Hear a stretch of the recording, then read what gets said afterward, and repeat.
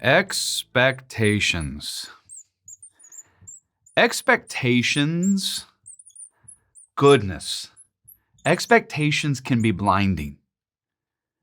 Expectations can distort what is right in front of us. Expectations can cause confusion. It can cause frustration. Expectations can even birth betrayal or lashing out or acting in ways we never would have even expected of ourselves. Expectations are blinding, which is one of the reasons why it is so important for us to calibrate our expectations. Matthew chapter 16 has always been a passage I found so intriguing. Because Jesus is there with his disciples. He's already done incredible things to all of these different crowds. And Jesus then finally asks his disciples an identity question. Specifically, Jesus asks them, "Who do people say that I am?" And oh goodness, the disciples start listing all kinds of options. Well, I don't know. Some of them say that you're John the Baptist, and some say that you're Elijah, and some say Jeremiah, and some say the prophets. And finally, Jesus is like, all right. Who do you say that I am? Who do you say that I am? And this is one of those moments where Peter opens his fat mouth and says something beautiful. In Matthew chapter 16, verse 16, Peter says, "You are the Christ, the Son of the living God." And in Matthew 16, 17, Jesus replies, he's like, "Oh my goodness, blessed are you, Simon, son of Jonah. This wasn't revealed to you by man.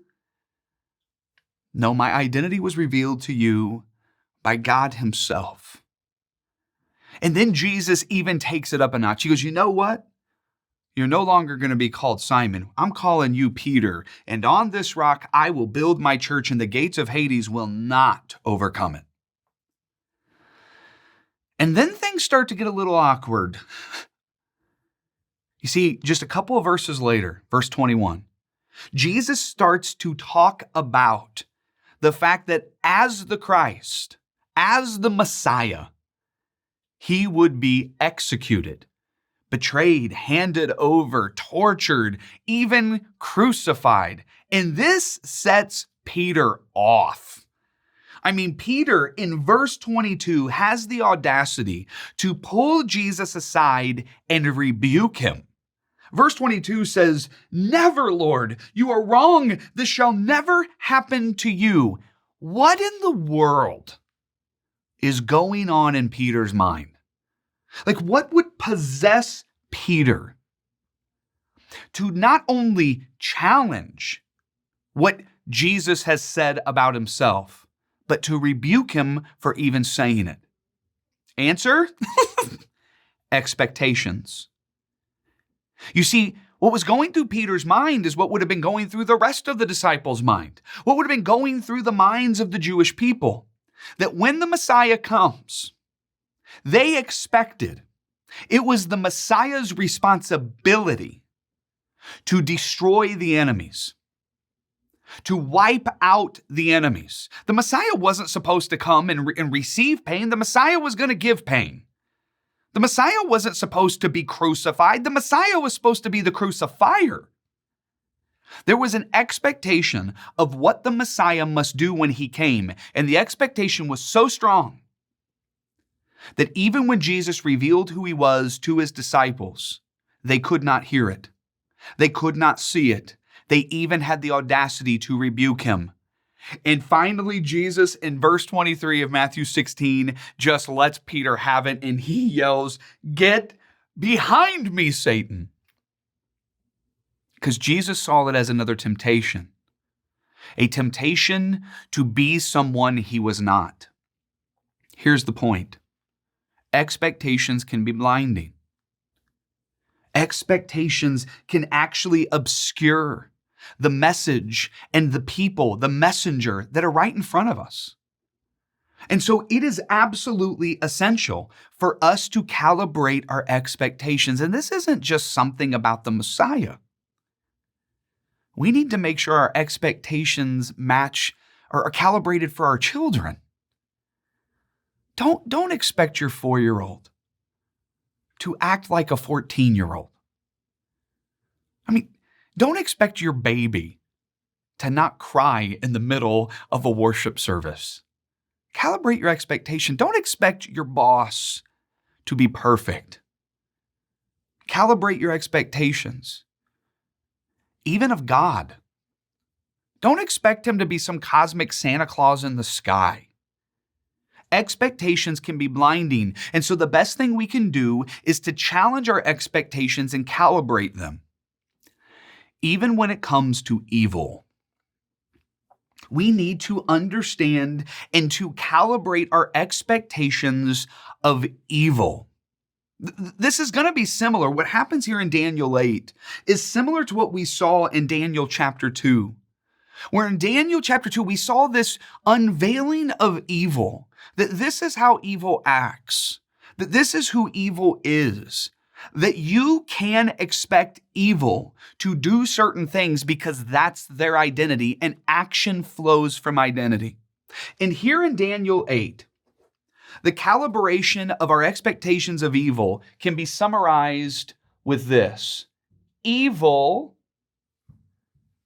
destroys, now this is where it gets weird, evil destroys their own. You can expect this of evil. You can expect that evil destroys their own. Why? Because that's who evil is. That's what evil does. And if you calibrate your expectations, then you will not be blinded. You will not be obscured. You will not falsely understand what is happening to you when you are confronted with and by evil.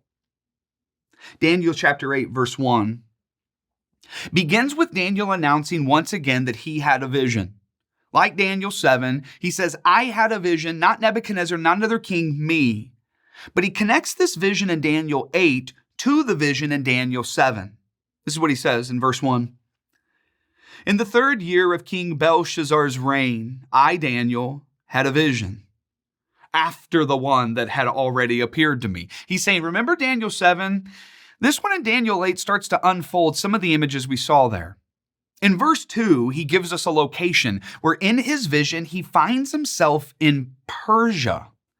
Now, if you remember from the previous episode, the previous session, we saw that the first beast that looked like a lion was Babylon, and the second beast that looked like a bear was Medo-Persia. That's where he finds himself in this vision, in the land of the second beast. So Daniel is in this place when all of a sudden, he starts to see coming out of the mist, out of this moment, verse 3, a ram. And this ram is coming, and it has this emphasis on two. There are 2 horns. One is longer than the other one. Now, remember, don't get distracted. Don't get lost. The images are weird, but you can hang with us. We're going somewhere together. He's in Persia, he sees a ram, and there is this longer horn than the other one. The longer horn and the other one represents Medo-Persian alliance. This is actually what Gabriel in verse 20 interprets the image to be. He says, this is the Medo-Persian alliance. Here's where it gets interesting. In verse 5, Daniel starts to notice another animal charging at the ram. It's a goat. It's a goat, and it has this, very distinct horn, but the emphasis of the goat is rapidity, how quick it goes. You have words like suddenly and crossing the whole earth and not even touching the ground. There is this rapid movement of this beast. And once again, in verse 21, Gabriel, the messenger of God, interprets who this goat is. It's the 3rd beast from Daniel 7. The Greek Empire. And if you know anything about the Greek Empire, Alexander the Great basically conquers the known world at the time in a period of about 10 to 13 years. I mean, it is rapid. And you see this movement where this goat comes on the scene, and what does it do? It attacks and tramples the ram. Remember, don't get distracted. Don't get distracted. And don't forget, we're still talking about the same thing we've been talking about for the first 7 chapters. Identity. Because what this vision unveils is not just this amazing prediction about what's going to happen in future kingdoms, the Medo-Persian Empire and the Greek Empire. No, what's unveiled is the character, the identity, the true nature of evil. Because think about this. The ram, the Medo-Persian Empire, was an evil empire. And who destroys the evil empire? The goat, another evil empire. Why? Because evil destroys their own. That's who evil is. Even if you are one that has dedicated yourself to the ways and to the kingdom of evil, this is what you can expect. Evil will destroy you. Because that's who evil is. That's what it does. Like we saw in Daniel chapter 7, how evil attacks and defeats and destroys the people of God, the good. But in Daniel 8, it says, now listen, evil doesn't just attack the good. Evil attacks evil. Evil even, this is crazy, evil attacks itself. And that's what we see happening with the goat and how it starts to unfold the imagery in verses 8 and following. You see, when Alexander the Great dies, this is referenced in verse 22 by Gabriel. When Alexander the Great dies, you have 4 generals that take over his kingdom. And that's the 4 horns that replaces the 1 horn on this goat. And the 4 generals, they take over, but they had no intention of ruling together in unity. No. Why? Because that's not who evil is. Without question and without delay, the 4 generals start to fight each other. Greeks fighting Greeks to reign the Greek Empire. And eventually, and you see this come out in verses 11 through 12, eventually, there only remained 1 general.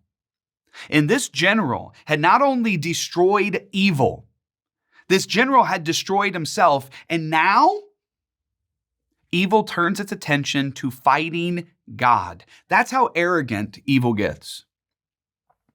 It doesn't just use its power to destroy the good. It doesn't just use its power to assault and to attack other evil, even itself. Eventually, it uses its power to attack God. And in verses 11 through 12, you see that he is outlawing sacrifices and that there is no worship of God. Now, don't get distracted. Here is what we're trying to do. We're trying to calibrate our expectations. So let me be very clear. Evil does not give life. Evil destroys. And that is what you can expect from evil every time you encounter it. Evil does not give life. Evil destroys. It's who it is. And actions flow from identity. You should not be shocked then. Whenever you grab the tools of evil and you use them to try to accomplish good, and all it does is create more destruction. And you should also not be surprised if you bow your knee to evil, if you ingest the fruit of evil, that you become an agent of destruction yourself. That you become one that doesn't just destroy the good, but you destroy even those that are a part of the evil, that you even destroy yourself. There's a reason why. Throughout the Bible, whenever you see people that are dedicated to other gods, they do things like cut themselves. So think of 1 Kings 18 with the prophets of Baal on Mount Carmel, and Elijah is there, and they're having a contest of whose God can provide the fire on the altar. And at one point, the priests of Baal, they start cutting themselves with swords. Because that's how you worship evil, because that's who you are. Or take the Gerasene demoniac in Mark chapter 5. We find him in a cemetery, all alone, isolated, broken chains, and cutting himself with potsherds. When you bow your knee to evil, don't be surprised when you do things that ultimately end in the destruction of the good, of other evil, even of yourself. We need to calibrate our expectations, because if we have expectations that we hold on to so tightly, we can become blinded. Like Peter, who doesn't just rebuke Jesus. No, Peter's expectations led him to the point where he denies even knowing Jesus. Or the expectations of Judas, which led him to kiss the Savior of the world on the cheek, handing him over to the enemy to be destroyed. Expectations are blinding. And it is essential. It is absolutely essential for us to heed what Daniel 8 is unveiling, what we can expect of evil. Evil destroys. Evil destroys even their own.